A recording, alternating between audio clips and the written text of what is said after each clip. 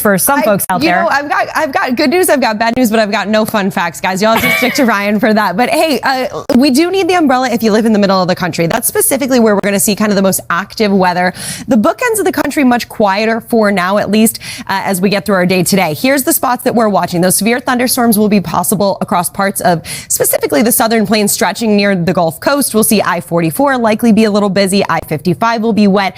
Out west, way quiet. We're going to see some low clouds and maybe some showers across New England, but otherwise roads look pretty good along the East Coast. We do potentially have some delays possible for places like Nashville. So if you're heading out there, traveling in that airport today, that's one spot to watch. Looking ahead to tomorrow, the showers and thunderstorms spread from the southeast back to the central and central and southern plains, I should say. I-44, I-55, I-20, all of those spots are going to be quite busy. Nashville and St. Louis, just a couple of spots that we're going to have to watch. And guys, unfortunately, that same forecast continues into Memorial Day as well.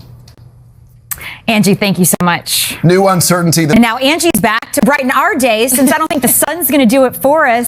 What's the forecast look like for the rest of the country? Guys, we've got a couple of trouble spots. We talked a little bit about those, but it's not just that you need the umbrella or maybe you make those indoor plans. We've got the potential to see another kind of severe weather day, and that's focused again across parts of the southern and central plains. You can see anywhere from Lubbock stretching to basically Montgomery, the potential to see large hail. We've got those wind gusts. The good news is the tornado threat is on the low end, but still a couple of those will be possible across this region. Tomorrow, not much different, including Little Rock, Tupelo, and Oklahoma City. 15 million folks will be at risk for your Sunday. That takes us right in Memorial Day. The focus will be across Dallas with a flooding threat across the central plains. Let's look at the weather across the country. Let's see what's happening in your neighborhood.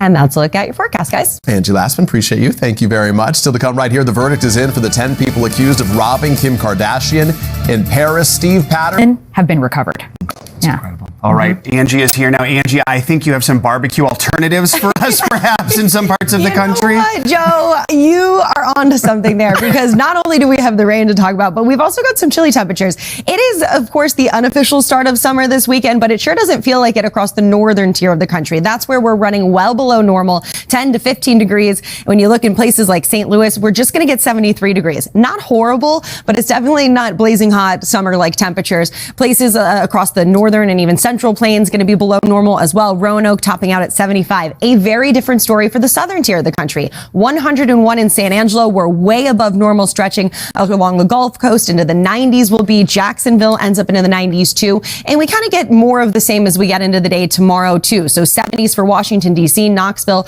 Detroit topping out at just 67 degrees. But there are those 90s once again across parts of the South. Dallas tops out at 94 degrees. And then we roll into early next week, of course, the holiday.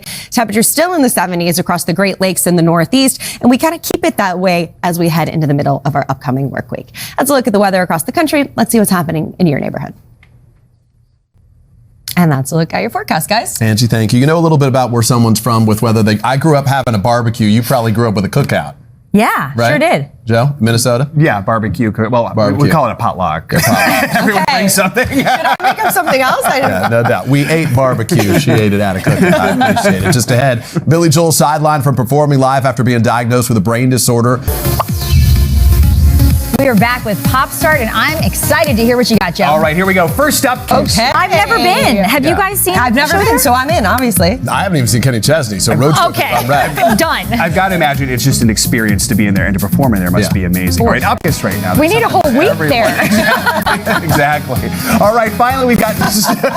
You're not We wrong. should go to Vegas and start a podcast, the four of us. I think we got it all figured out there. In the sphere. Takeaways this morning. Still to come, our Saturday morning boost and the sweet reason. Of the hour, Angie Lassman. How are things looking for people's Memorial Day travel? So much pressure, guys. It's really hard to be a meteorologist on a holiday weekend when you have severe storms to talk about. We've got the potential to see some of those stronger storms, specifically across parts of the plain. So if you are driving, like Ryan said, I-44 is going to be one of those trouble spots. Nashville specifically today is one of the locations that you're probably going to see some delays at weather-wise. That's also possible for Kansas City and Boston. Looking ahead to tomorrow, travel on the roads, yes, anywhere from the central plains, really anywhere from the Rockies to to the southeast is going to see wet roads. We'll potentially see some flooding across the midsection of the country, so heads up for that. And then we'll keep those showers and thunderstorms in the forecast even through the afternoon hours tomorrow. So again, the airport's going to be kind of difficult. Denver, St. Louis, just a couple of the locations that we're specifically going to look at for those likely delays. Big picture look for Monday: more rain, more severe storms, the potential for flooding. I know, not the news we want to hear on a holiday weekend, but I-44, I-65, those are just a couple of spots that I would watch. We still have those morning showers across the southeast, but we could maybe get a little bit of dry time in there. Not going to be great for the barbecues and such, but also not going to be great at the airports, Nashville, Dallas, and Austin, as we head home for the weekend. Guys, back to you. A long weekend for anybody who's traveling. Thanks, Angie. Also, this From Angie, so folks know what they're up against this weekend. They know what they're up against, but why don't I say some good news, guys? We've got sublime conditions out west. That's where really the weather is cooperating for us. Of course, that severe threat across the middle of the country and the cooler than normal temperatures will stick with us from the Great Lakes to the Northeast for tomorrow. The flooding and the severe storms, yes, still a difficulty that we're going to have to deal with on our Sunday. And that pool weather sticks with us out west as well. We keep it sunny there. We'll have plenty of sunshine across the Northeast and Great Lakes too. And then those travel issues, you guessed it, in the indoor plans for Memorial Day across parts of the Southeast and the Central and Southern Plains. Let's look at the weather across the country. Let's see what's happening in your neighborhood. And that's a look at your forecast, guys. All right, Angie, thank you so much. Are you guys ready? Still ahead, we've got an... Oh, now the good stuff. We're back with an epic story. The nation's newest theme park is now officially open for business at Universal Orlando Resort. Epic Universe officially opened on Thursday. If you've watched the show at all this week, you already know that because we have been giving you an inside look at all the rides and attractions over the past few days. And yet there is still so much more to see. And that is why we sent you, Joe, to Orlando to dive deeper into those 5 immersive worlds. Pretty tough assignment, huh? Yeah, it really was. Of course, your diet. Why didn't you bring us that? Yeah, it's empty. It would be a... yeah, it's empty. I'm sorry. Just don't do that before the roller coaster. Exactly. Interesting. That was rough there. That little picture with you and Toad, you got a little holiday card early finalist. I'm never going to unhear the screams from the roller coaster. So much fun. I appreciate you sharing. We're going to be back. That was awesome. What a day. So good. Who's a roller coaster person? I am. Oh, I was one of those kids like on my tiptoes trying to be tall enough when I definitely wasn't. Are you, Peter? For some reason, I can't see it. We hope you've had a great... No, I'm a roller coaster person. Now we're taking him on a roller coaster. Next assignment. Thanks for joining us, guys. Enjoy your holiday weekend.